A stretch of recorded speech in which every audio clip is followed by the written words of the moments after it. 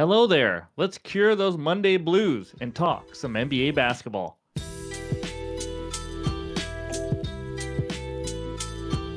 What's going on, everyone? Welcome back in to another episode for Just a Bet Outside. I am your host, Steven. We are back, baby. That's right. Hope everyone had a great weekend. Bets-wise, we had a profitable Friday, and then a losing Saturday, and then a profitable Sunday. Just back and forth. It feels like we've been on this NBA treadmill for like the last few weeks where we just keep winning, losing. But hopefully we can have a great week this week. As you guys know, quick baseball update. That's right. It's MLB week. I am jacked up due to some pretty long sicknesses for me and my wife and kids and everything. The plan didn't go like we wanted to do every single divisional live preview video. We did a couple. We're not going to get to all of them. Life just changed it. So it is what it is. But we will be a few days away now from our first MLB opening day best bets video. So we're excited to get that going. But as you guys know, any graphics you see in this video are from an app called OUTLIER. It's the best betting research tool on the market today, and they have it for MLB. A ton of great stats for you to help you out if you are someone who's going to bet baseball as well. If you guys want to try it out, click that link below. 7-day free trial. You got absolutely nothing to lose. But let's get into it. Some of you guys are about to start your work day, your work week. It can be rough. Sipping that coffee, whatever it is. Hopefully we got a good dad joke for you. So here we go. My landlord wants to come by and talk about how high our heating bill has been. I told him my door is always open. Alrighty. In this video, we're going to recap that weekend that was just up and down, and then we're going to give you that injury report and then talk back-to-backs. And then, of course, it's Monday, so we're going to talk defenses versus the point guard position, and we'll finish it all up with the best bets and the recap. So hit that like button if you haven't already. Leave a comment below to help this channel continue to grow as we're on our way to 40,000 subscribers now. So if you're new, hit that subscribe button. Also, click that Discord link in the description. It's completely free to join, and we got a ton of people in there, over 4,500 people, a lot of smart minds giving out bets every single day. But let's get into it, and that means it's recap time.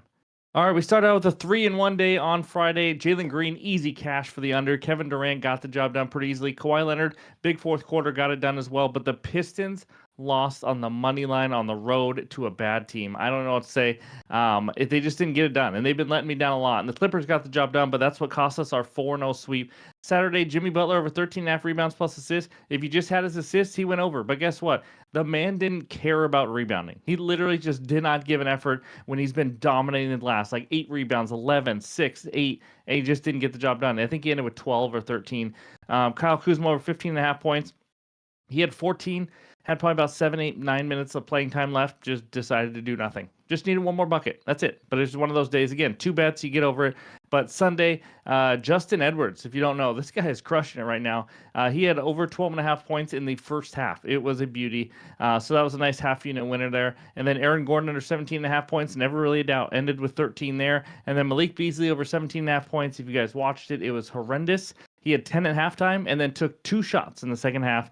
He got benched for like the last 3-4 minute stretch, ended with 13 or 14. I don't even know. He was brutal. But again, that's a Detroit Piston. That's 3 in a row. Any bets related to the Detroit Pistons for me. So maybe I just need to stay away.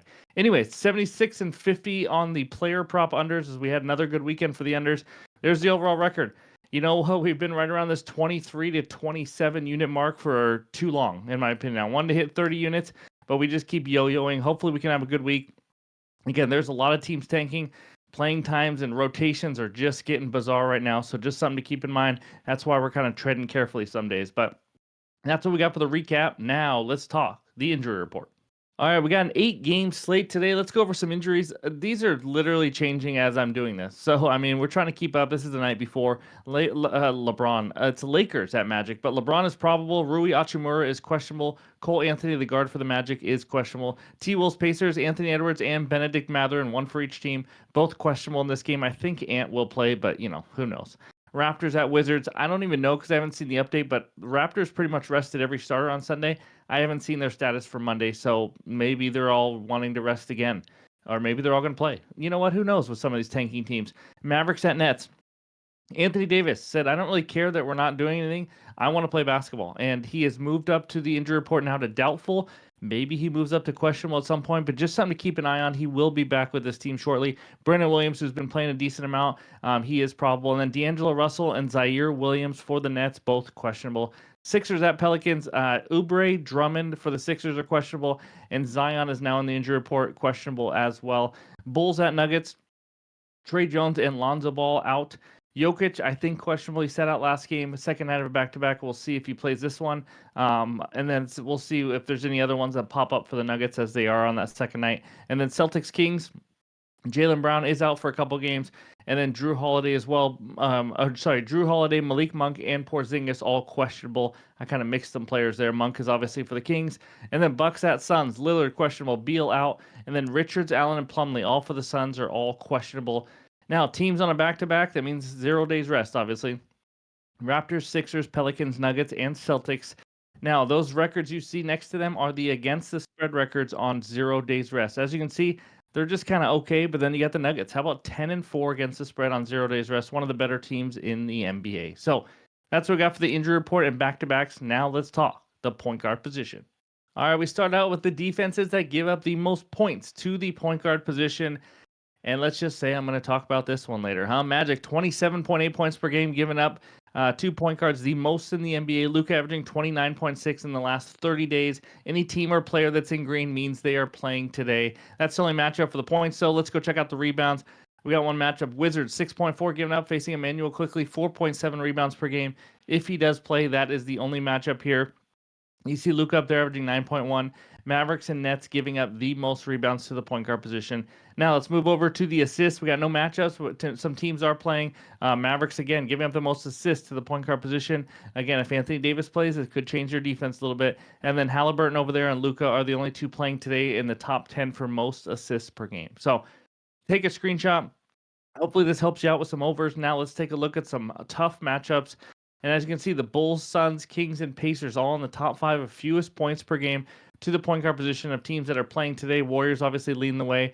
And then Kings not giving up many rebounds. Also, the Toronto Raptors, second fewest rebounds, which is shocking because they're also the fewest assists. So they've been playing really well in the RAs department against the point guard position. So there's all the rest of the teams. And the ones in green, obviously, are the ones playing today. But that's what we got for the research help. And now it's time for the best bets. All right, this first one takes us out to Orlando, Florida, where the Magic hosts the LA Lakers. Lakers -4. Total of this one is 215.5.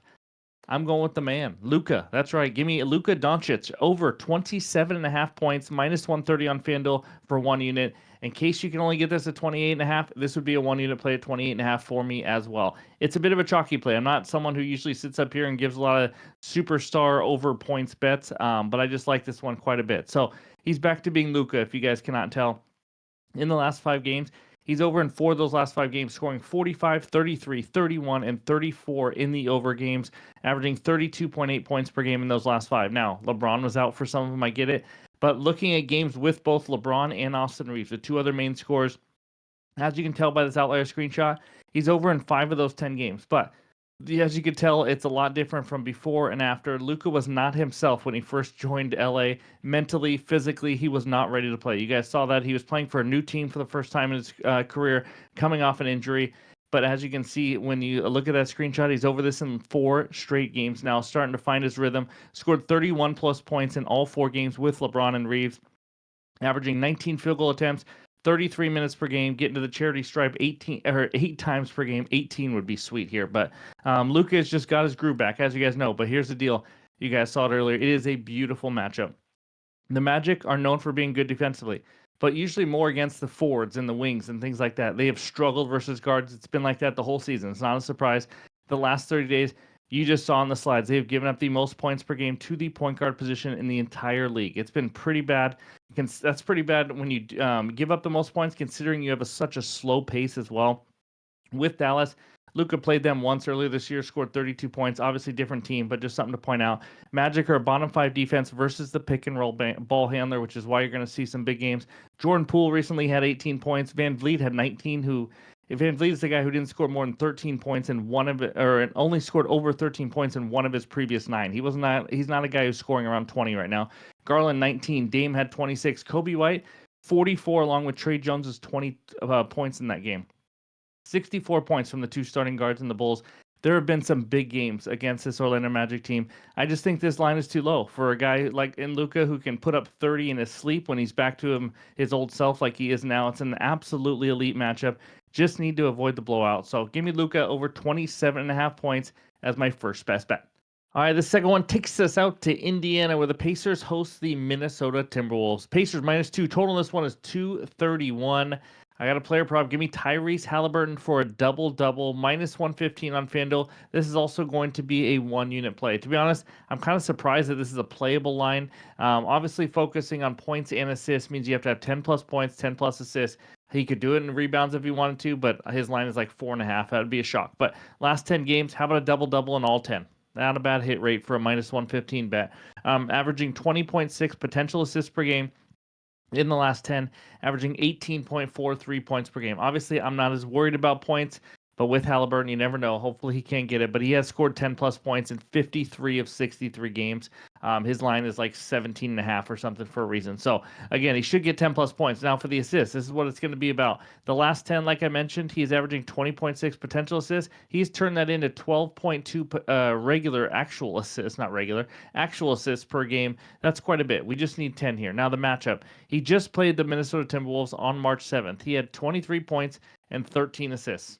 Again, he can go down to 10-10 and we cash. Obviously, I'd prefer more points. I don't need to sweat that out. But he had 15 potential assists in that game.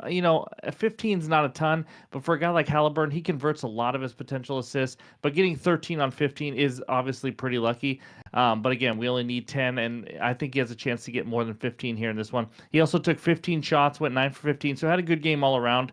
But again, we don't even need that good of a game from him. The T-Wolves have been pretty good overall versus point guards for assists. They've given up the 9th fewest. But again, Halliburton is not your normal point guard. He is a top 3 assist guy, potential assist guy in this league.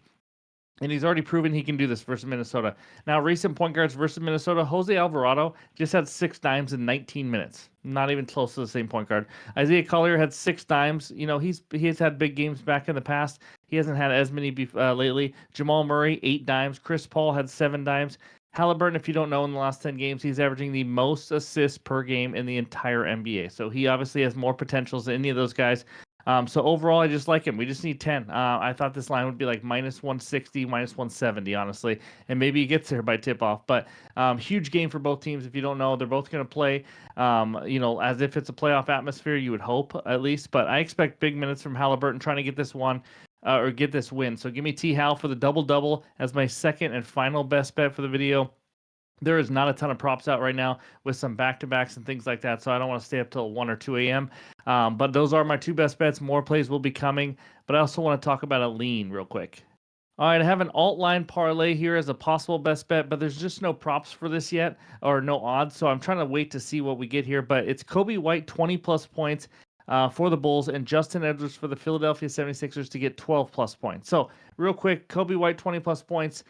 He's been on an absolute roll lately, if you don't know. He scored 20-plus now in 12 straight games. He's actually averaging 29.4 points per game in the last 10. It's been absolutely insane. This is a good matchup for Denver. If you want to take his over 23.5 regular line, I actually just don't mind that as well. It might be 24.5 on some books, but 20-plus is a great parlay piece if you're looking for like an alt line 2-legger to get close to even money. And then Justin Edwards, 12-plus points. As you guys know, we just cashed him on Sunday pretty easily in the first half. His line has now gone up 3 to 4 points. So that the days of getting 12.5, 13.5 line, that is over right now. But he's getting big-time minutes, big-time usage in the last 4 games since he started playing more. 39, 39, 38, and 39 minutes. Just absolutely huge on a team that we know is playing for nothing, so they're just going to play their 21-year-old. He took 15, 14, 14, and 18 field goal attempts, scored 18, 19, 25, and 22 points in the last 4 games. He is facing the Pelicans. They are awful defensively. So if you can get Justin Edwards 12 or 13-plus points, Kobe White 20-plus points, if you have to go up 1 on those, or if you just want to take Kobe White's over original line, not a bad idea. Just kind of talking through some. Obviously, I don't have the alt lines for both of these the night before, but just want to point these 2 out before we get out of here. So now it's time to check out the recap.